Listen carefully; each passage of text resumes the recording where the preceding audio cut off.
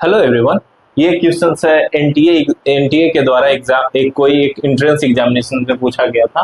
Question है for a salt X Y which is strong electrolyte the plot of molar conductivity versus concentrations has a slope of -90 at 298 Kelvin at 0.0 molar concentrations of XY. The value of molar conductivity is 145 centimetre molar conductivity of by minus. हाँ देखिए ये क्या कर रहा है आपका, यहाँ पे दिया हुआ है क्या क्या दिया हुआ है आपको निकालना क्या है, मोलर कंडक्टिविटी निकालना है। किसका? मोलर कंडक्टिविटी ऑफ बाई निकालना है। Molar conductivity of by minus निकालना है। पहला सॉल्ट क्या है? फॉर सॉल्ट एक्स बाई के लिए, फॉर सॉल्ट एक्स बाई के लिए ये क्वेश्चंस में आपका बेसिक दिया हुआ है। अब आगे क्वेश्चंस क्या कर रहा है, मोलर कंडक्टिविटी ऑफ हमें दिया हुआ क्या, डेल्टा एक्स प्लस दिया हुआ है।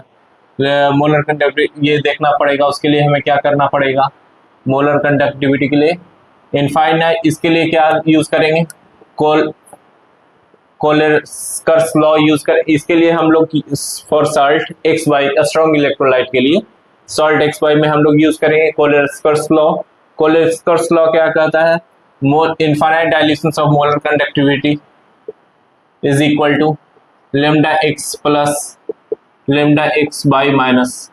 क्वेश्चंस में क्या दिया हुआ है हमें ये नहीं पता है, हमें ये पता है क्या, लेमडा एक्स प्लस क्या है 74 प्लस हमें निकालना है ये lambda by minus.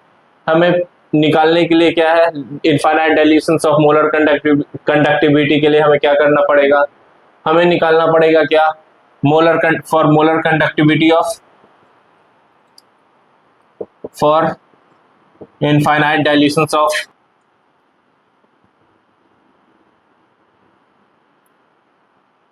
Infinite dilutions हमें निकालना है। किसके लिए? तो उसके लिए हम लोग क्या यूज करेंगे, क्वेश्चंस क्या क्या है, क्वेश्चंस में है क्या आपका स्लोप दिया हुआ है। स्लोप है किसके फॉर्म में, स्लोप है minus A is equal to minus 0 second centimetre square mole 3 minus 2 litre 1 minus 2। ठीक है, स्लोप है।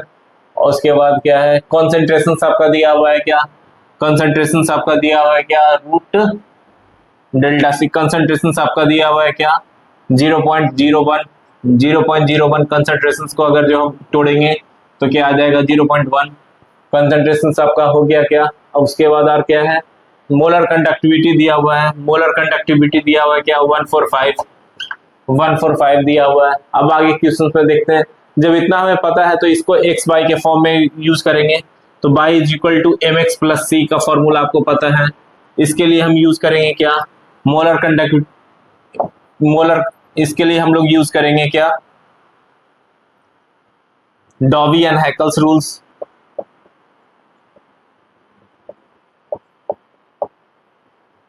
Dobby and Huckel's rules use करेंगे। तो Debye and Huckel's rule use करेंगे तो क्या होगा, molar conductivity is equal to infinite dilution of molar conductivity minus A root C. ये फॉर्मूला, ये इक्वेशंस यूज करेंगे। तो मोलर कंडक्टिविटी आपका दिया हुआ है 145, इनफाइनाइट डायल्यूशन हमें निकालना है। कंसंट्रेशन दिया हुआ है क्या, स्लोप दिया हुआ है। जब स्लोप दिया हुआ है क्या माइनस 19, जब माइनस माइनस कैंसिल हो जाएगा तो ये क्या हो जाएगा 19 माइनस माइनस कंसंट्रेशन इंटू 0.1। ये माइनस माइनस होने के कारण ये भी माइनस में है, तो माइनस माइनस के होने के कारण क्या हो जाएगा, infinite dilution of molar conductivity is equal to 9। ठीक है, 145 कंडक्टिविटी दिया हुआ है, infinite dilution of molar conductivity is equal to 145 plus 9, that means 9 5 14 4 1 5 154 आ जाएगा। तो अब ये यहाँ पे इक्वेशंस पुट करोगे आप, इनफाइनाइट डायल्यूशंस के लिए आप यूज करोगे। तो इनफाइनाइट डायल्यूशंस के लिए क्या आ गया 145। हमें क्या निकालना है, इनफाइनाइट डायल्यूशन, ये फॉर सॉल्ट एक्स बाई के लिए निकालना है। एक्स बाई के लिए निकालना है तो क्या क्रॉस ये वैल्यू यहाँ पे चेंज हो जाएगा 145 माइनस 74 इज इक्वल टू 0, 6815। ये हुआ आपका क्या, ये आपका आंसर हुआ। ये था क्या, एनटीए के एग्जाम में पूछा, एक एंट्रेंस एग्जामिनेशन में क्वेश्चन पूछा हुआ था। ये था क्या, मोलर कंडक्टिविटी पे बेस्ड क्वेश्चन था, जो आपका इलेक्ट्रोकेमिस्ट्री चैप्टर से था। अब आगे देखते हैं नेक्स्ट क्वेश्चंस को। ये क्वेश्चंस आपका एटॉमिक स्ट्रक्चर चैप्टर से है, और ये क्वेश्चंस में आपका 4 ग्राफ दिया हुआ है। क्वेश्चंस है, consider the following systematic plot of orbital wave function psi r against distance r from the nucleus. The figure representing the two radial node in the orbital is. ये आपका 4 graph है। 4 graph में किसमें आपका 2 radial orbital निकलेगा, questions पूछ रहा है। क्वेश्चंस में पहले देख लेते हैं क्या, रेडियल ऑर्बिटल के लिए क्या करना पड़ेगा आपको। रेडियल ऑर्बिटल मतलब n-l-1, ये होगा क्या रेडियल ऑर्बिटल के लिए। जब रेडियल ऑर्बिटल के लिए n-l-1 होगा तो n-l-1 दैट मीन्स आपका 3s में जाएगा। 3s में आप देखोगे तो इसमें कम से कम आपको इंटरक्रॉस में सेक्शंस में 2 बार कटना चाहिए। क्वेश्चंस में क्या, पहले आप देख लेते हैं रेडियल नोड्स है क्या। रेडियल नोड्स क्या है, around the nucleus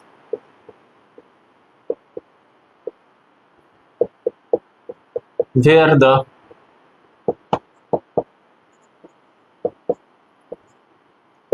probability of finding an electron is 0। ये है क्या आपका रेडियल नोड्स का डिफिनेशन हुआ। अब क्वेश्चंस में क्या कर रहा है आपका, तो ये आपका ग्राफ देखोगे तो ग्राफ से तो आपको कुछ पता नहीं चल रहा होगा, तो आप देखो उसके लिए क्या करना पड़ेगा आपको। Orbital wave function psi r है, डिस्टेंस r है, तो इसमें क्या करोगे आप, psi r and distance r from radial nodes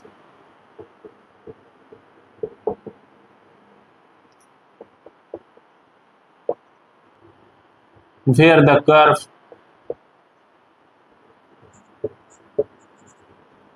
crosses the 0।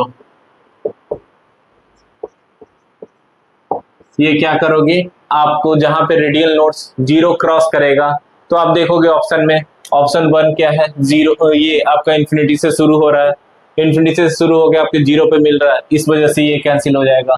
Option B देखोगे क्या, आपका इन्फिनिटी से शुरू हो रहा है, 0 पे 1 एक बार काट रहा है, दूसरा बार में क्या चल जा रहा है आपका पैरेलल, ये इंटरक्रॉस कर जा रहा है क्या, 0 के सामने चल जा रहा है। तो ये आपको एक बात ध्यान रखना कि 0 जितना बार काटेगा, एक यहाँ पे देख लो, एक्सक्लूड 0,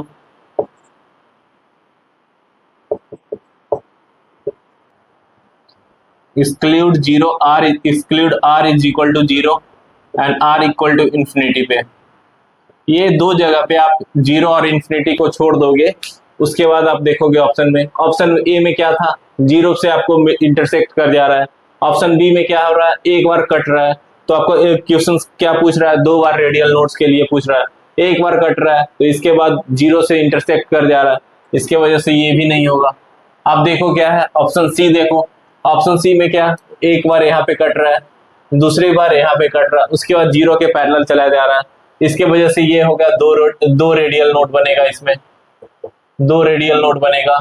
ठीक है, ये हुआ। अब ऑप्शन सी में देखो 0 से तो शुरू हो जा रहा है, तो मतलब क्या था डिफिनेशन में, एक्सक्लूड 0, तो 0 से शुरू होने की वजह से ये भी नहीं होगा। अब फिर देखोगे इसके बाद एक बार कट रहा है, तो एक बार कट रहा है, इसके वजह से क्या होगा, इसके पास एक रेडियल नोड बनेगा, एक रेडियल नोड बनेगा। ठीक है, इसके पास भी क्या बनेगा, इसके पास भी एक रेडियल नोड बनेगा, एक रेडियल नोड बनेगा। इसके पास क्या बनेगा, 0 रेडियल नोड बनेगा। क्यों, क्योंकि यहाँ पे ये आपका 0 को इंटरसेक्ट नहीं कर रहा, इसके वजह से नहीं बनेगा। तो इसके वजह से कौन सा ऑप्शन सही होगा, ऑप्शन नंबर सी, ये 4, ये आपका सही हुआ। अब आगे देखते हैं नेक्स्ट क्वेश्चंस को। ये क्वेश्चंस आपका D orbital transition element chapter से है, जो एनटीए का एंट्रेंस एग्जामिनेशन में पूछा गया। क्वेश्चन है given below the two statement, one is labelled as assertions and other is labelled as reasons. ठीक है, assertion क्या है, जनरली 3D ट्रांजिशन मेटल है हाई मेल्टिंग पॉइंट, हाँ सही है। क्यों, क्योंकि अब ये जानना पड़ेगा क्यों, क्योंकि इसके पास क्या होता है strong inter atomic molecular inter atomic metallic bond बनाने की वजह से क्या हो जाता है, इसके वजह से क्या हाई मेल्टिंग पॉइंट होता है। तो ये क्या हुआ इसका reason, due to strong inter atomic metallic bond की वजह से।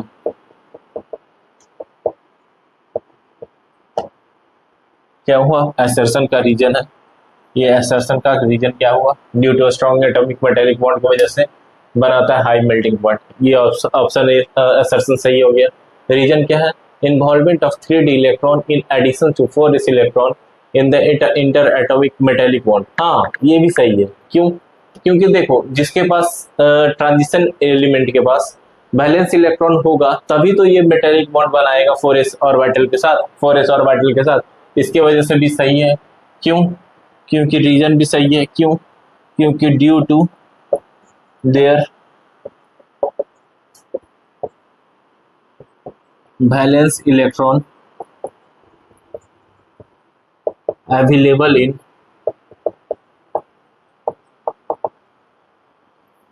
Transition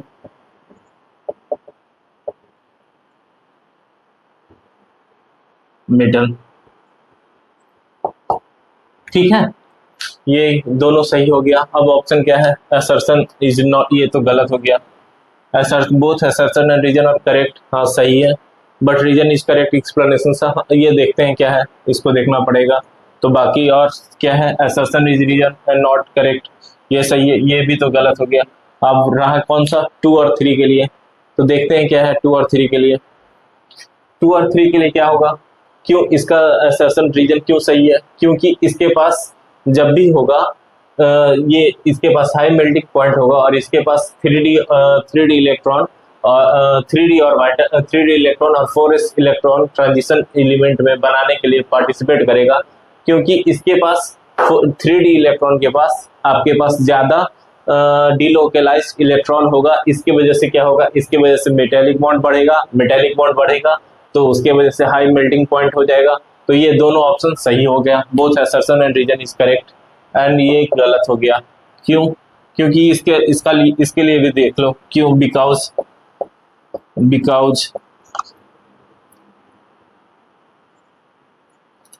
both are correct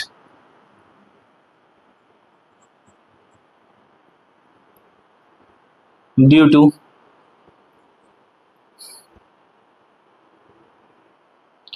delocalized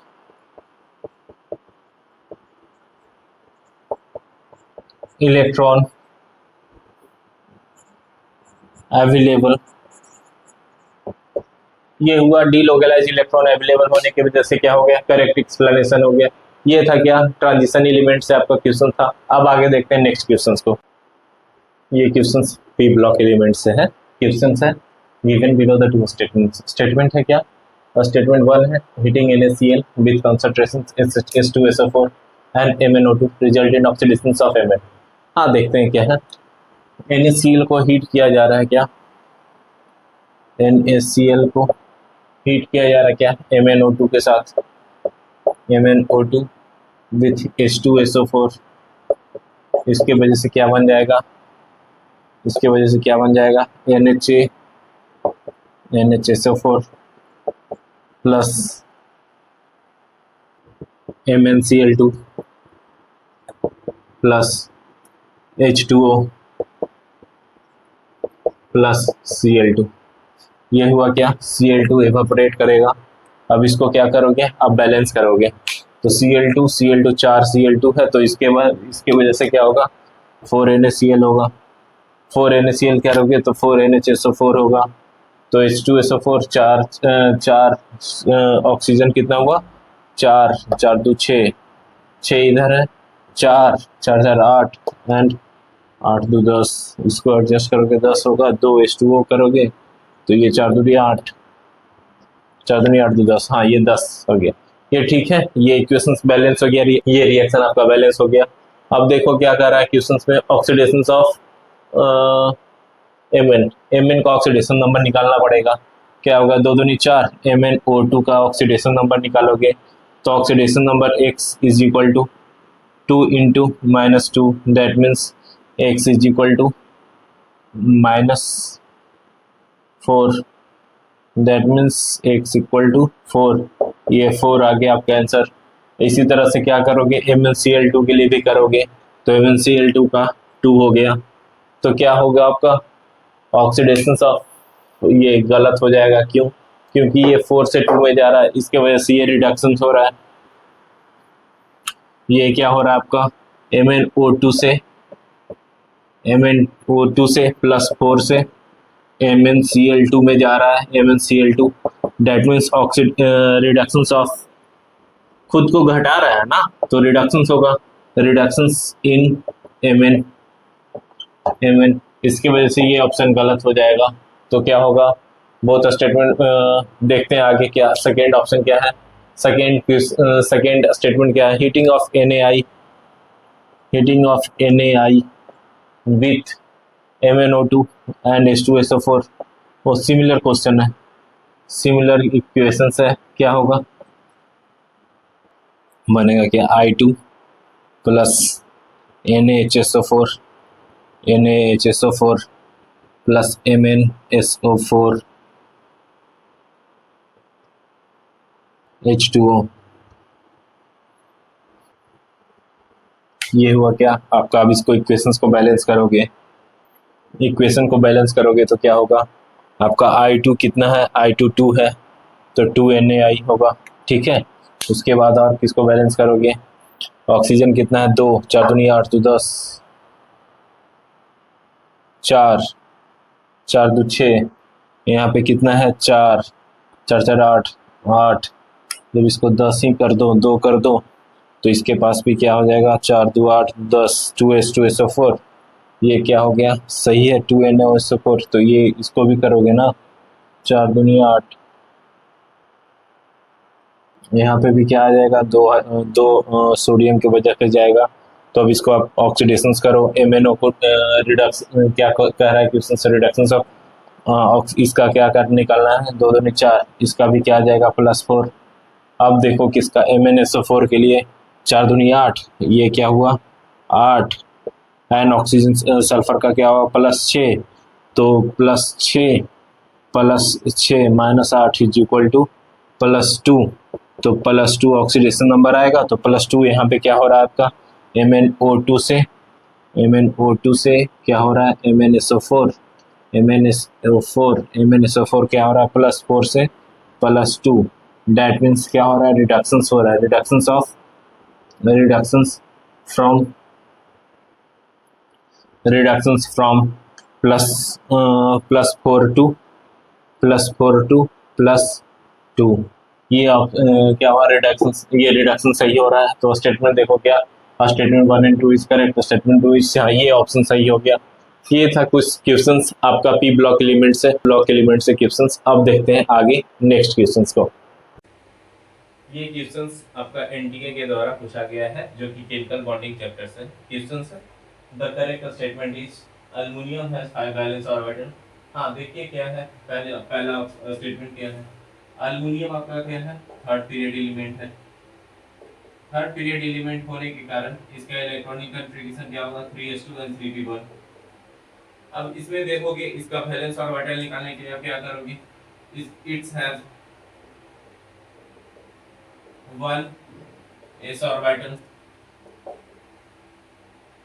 3 p orbital, 5 d orbital, 5, इसके कारण क्या होगा, total number of 9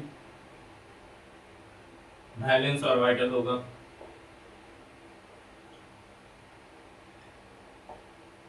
total number of 9 valence orbital होगा, इसके वजह से ये स्टेटमेंट गलत हो गया। अब देखते हैं आगे सेकेंड ऑप्शन, बोरोन। बोरोन क्या है आपका, सेकेंड पीरियड एलिमेंट है। सेकेंड पीरियड एलिमेंट होने के कारण क्या होगा, 2s2 एंड 2p1। जब 2s2 और 2p1 हो रहा है तो इसमें भी क्या होगा, इसके पास भी वैलेंस ऑर्बिटल क्या होगा, इसके पास it's have valence orbital,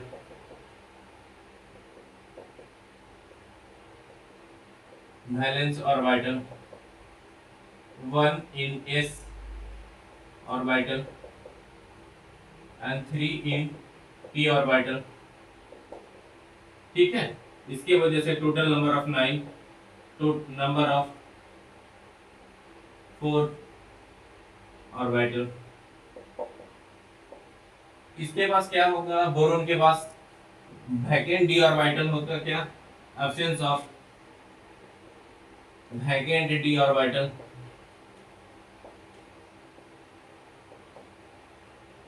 In absence of vacant d orbital, it can accommodate only 4. It can accommodate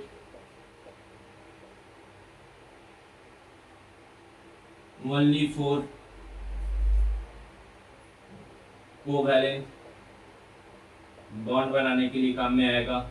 इसके कारण क्या होगा, इसके पास कोवैलेंसी ऑफ मैक्सिमम कोवैलेंसी कितना हो जाएगा, 4। मैक्सिमम कोवैलेंसी 4 हो जाएगा। इसका एग्जांपल भी क्या होगा आपका, BF4 माइनस, ये हो गया क्या, ये स्टेटमेंट सही हो गया, तो ये आपका ऑप्शन सही है। अब देखो बेरिलियम के लिए, तो बेरिलियम भी आपका क्या है, सेकेंड पीरियड एलिमेंट है। सेकेंड पीरियड एलिमेंट होने के कारण क्या होगा, इसका भी इलेक्ट्रॉनिक कन्फिग्रेशन 2s2 तक जाएगा। इसमें भी वैकेंट ऑर्बिटल d ऑर्बिटल होगा, तो इसके पास भी क्या होगा, 4 वैलेंस ऑर्बिटल होगा। इसके पास भी 4 वैलेंस ऑर्बिटल होगा, इसके कारण ये स्टेटमेंट गलत है। फिर आप बात करते हैं मैग्नीशियम के लिए। Magnesium has maximum covalency of 4। ये इसके पास देखिए, ये क्या है आपका, थर्ड पीरियड एलिमेंट है। थर्ड पीरियड एलिमेंट है तो 2s2 तक जाएगा। हाँ, मैग्नीशियम 3s2 तक जाएगा। 3s2 के पास जाने के पास क्या होता है, इसके पास क्या होता है, presence of vacant d orbital, it can accommodate valence orbital d के पास होने के कारण क्या हो जाएगा, क्या it can, अरे accommodate नहीं होगा, expand its octet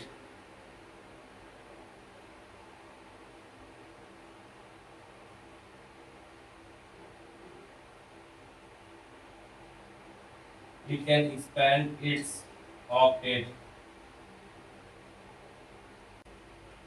up to 6 covalent bond.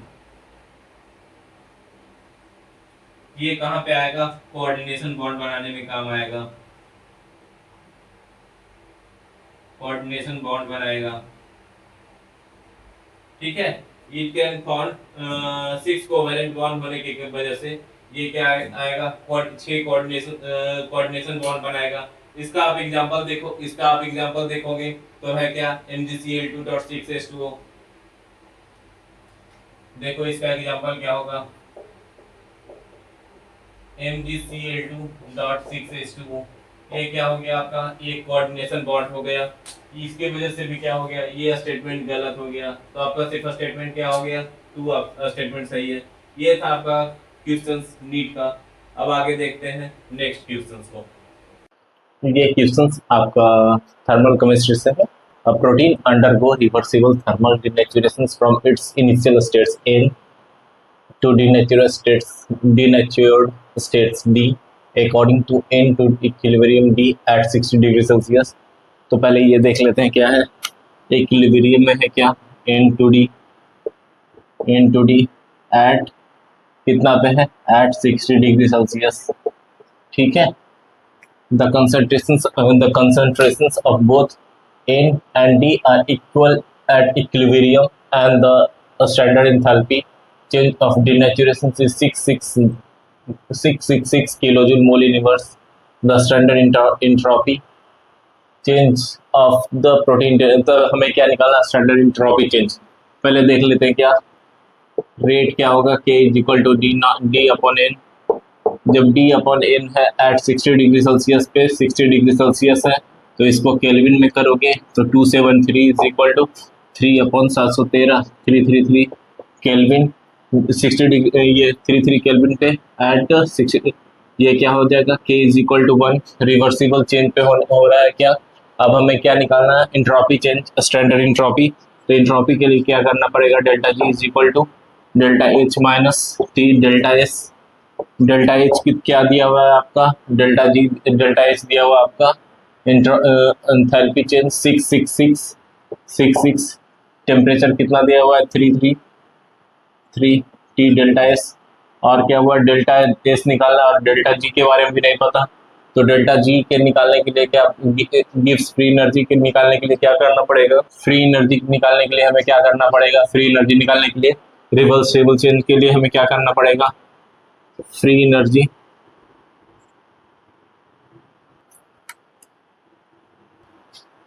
in free energy at equilibrium constant is equal to delta G is equal to minus RT ln K। K equilibrium पे क्या है, 1 है, तो nRT ln 1, ln 1 का value क्या है, ln 1 का value क्या हो जाएगा 0, तो पूरा equilibrium 0, delta H naught is G naught is equal to 0 0। अब आप क्या करना पड़ेगा, 333 डेल्टा एस के साथ 333 जाएगा और 666 ये आ गया, तो delta S is equal to 666 upon 333 is equal to 2 answer, आपका आंसर आ गया। ये हुआ आपका क्या, इक्विलिब्रियम थर्मल केमिस्ट्री से क्वेश्चन था। अब आगे देखते हैं नेक्स्ट क्वेश्चंस को। ये क्वेश्चंस है अल्डिहाइड एंड कीटोन से, which the compound that cannot be obtained from the aldol condensation reaction is shown below is। ये क्या है, aldol कंडेंसेशन में क्या होता है, पहले aldol कंडेंसेशन में क्या होता है, aldol कंडेंसेशन में दो तरह का रिएक्शंस होता है, aldol condensations and cross aldol condensations।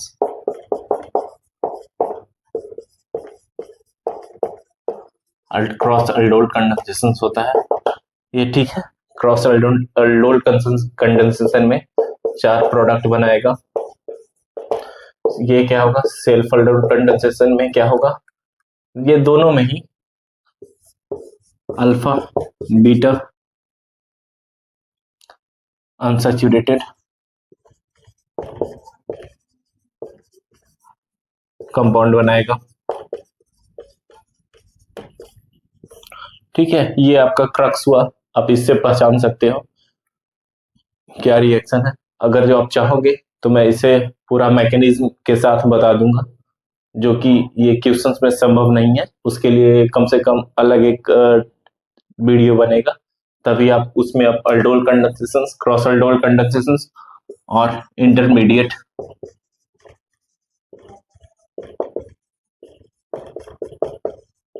aldol कंडेंसेशंस भी होगा।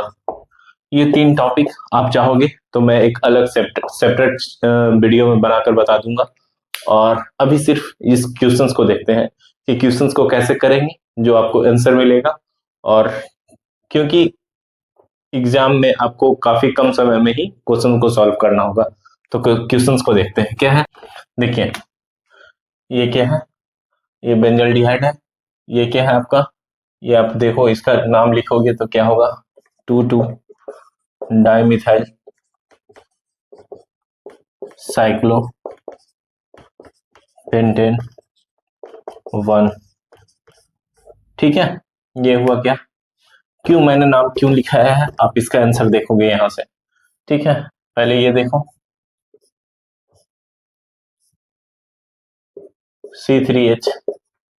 C3H डबल बॉन्ड, यहाँ पे क्या होगा आपका 2 अल्फा ग्रुप, अल्फा हाइड्रोजन होगा।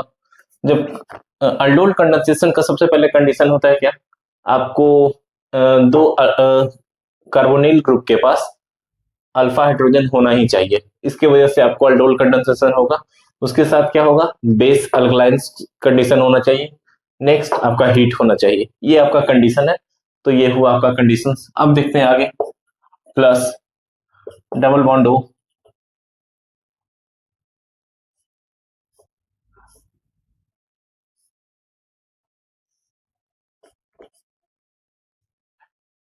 ये हुआ आपका क्या, कंपाउंड। आप इसे यहाँ देखोगे तो यहाँ पे क्या है, वाटर का रिमूवल होगा। तो ये आपका सेल्फ अल्डोल कंडेंसेशन होगा। तो सेल्फ अल्डोल कंडेंसेशन में क्या होगा, आपका प्रोडक्ट बनेगा कुछ इस तरह से, C3H double bond,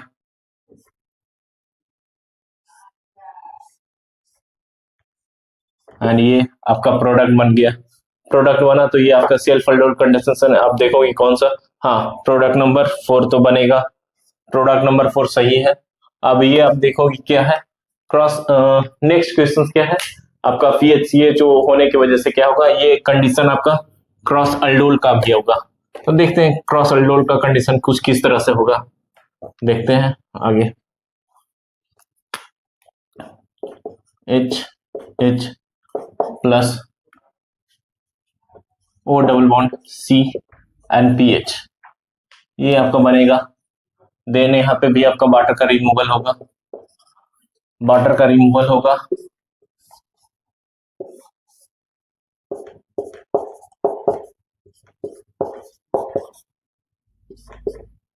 double bond and PH, ये क्या होगा, आप इसे देखोगे तो ये क्रॉस अल्डोल का केस है। क्रॉस अल्डोल में क्या होगा, आपका 4 प्रोडक्ट बनेगा। तो यहाँ पे क्या होगा, आप इसका सिस और ट्रांस के फॉर्म में कर सकते हो। तो यहाँ पे सिस और ट्रांस के फॉर्म में नहीं लिखोगे, आप इसको ENZ के फॉर्म में लिखोगे। ENZ प्रोडक्ट बनेगा इसका। तो इसके वजह से क्या हो जाएगा, इसकी वजह से ये सही हो जाएगा आंसर। सॉरी, तो सही थोड़ा ही पूछ रहा है, सही गलत पूछ रहा है। और ये भी हो जाएगा और ये भी हो जाएगा। तो कौन सा नहीं होगा, ये नहीं होगा, ये आंसर सही होगा आपका, क्योंकि can not be product form होगा। और जब आप देखोगे तो कार्बोनिल ग्रुप के पास ये क्या हो रहा है, alpha beta and gamma product बना रहा है, गामा अनसैचुरेटेड कंपाउंड बना रहा है, इसके वजह से भी ये आंसर नहीं होगा। ये था कुछ क्वेश्चंस, ये कुछ क्वेश्चंस था आपका जो कि NTA के द्वारा रीनीट में पूछा गया था। अब अगले, ये आपका 45 क्वेश्चन सारा कंप्लीट होता है। अब आप चाहोगे तो मैं आपको एक नेक्स्ट वीडियो में aldol condensations, cross aldol condensations and self aldol condensations, मतलब अल्डोल कंडेंसेशन को सेल्फ अल्डोल कंडेंसेशंस कहते हैं, वो मैं आपको नेक्स्ट वीडियो में बता दूंगा। इस यहाँ तक 45 क्वेश्चंस का सॉल्यूशंस देखने के लिए, ये सब सारा क्वेश्चन था, देखने के लिए थैंक यू। अब मिलेंगे आगे नेक्स्ट वीडियो में और नेक्स्ट डे। Thank you.